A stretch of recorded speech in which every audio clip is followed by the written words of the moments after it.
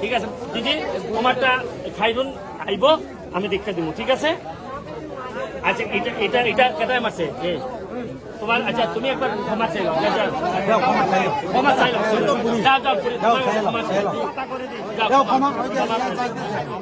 আমাদের এত সমাধানের পরও এরা যদি এই সমাধান না নেয়, তাইলে মনে করবেন এরা যাইব থানায়, আদালতে, টাকা পয়সা খরচ হইব, এরা দেখবেন আস্তে আস্তে এদের যা আছে সব ধ্বংস হইবে।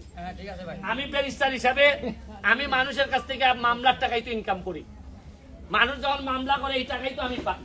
সুতরাং আমি আমার এলাকার মানুষ অন্তত এই মামলা সংক্রান্ত বিষয় নিয়ে মানুষকে বুঝাইতে চাই যে কেউ মামলায় যাইও না, গেলে পরে অনেক বেশি ক্ষতিগ্রস্ত হইবা তুমি।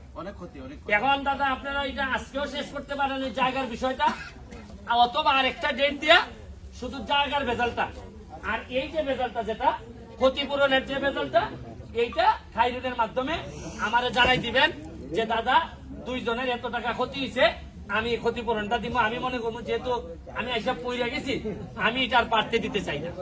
কথাটা বুঝছেন? এখন আপনারা বাকিটা সিদ্ধান্ত নেবেন, আর আমার জন্য মিলাই দিব।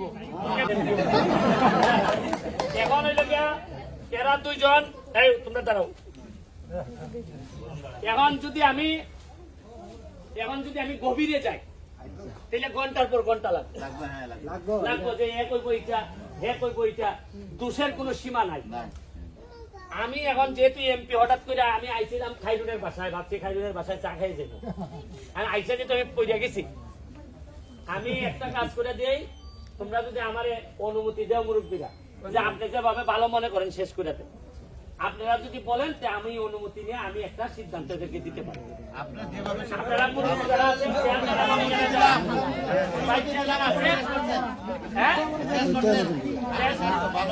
আচ্ছা যদি আপনারা অনুমতি দেননি, খোঁজ আপনারা সবাই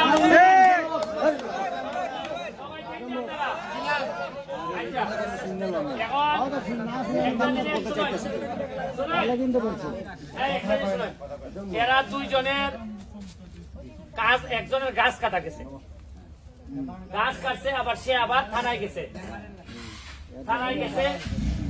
এখন 2 জনের মধ্যে একটা ভুল বুঝাবুঝি হয়েছে, এই লোকের গাছ কাটা গেছে, 9টা যাক 10টা যাক, বড় যাক ছোট যাক, গাছ তো কাটা গেছে, আর তুমি কাটছো।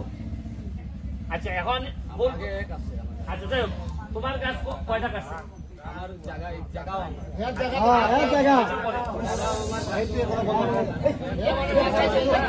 আচ্ছা কথা কই না তোমরা, আমি সব দেখতেছি, এখন আমার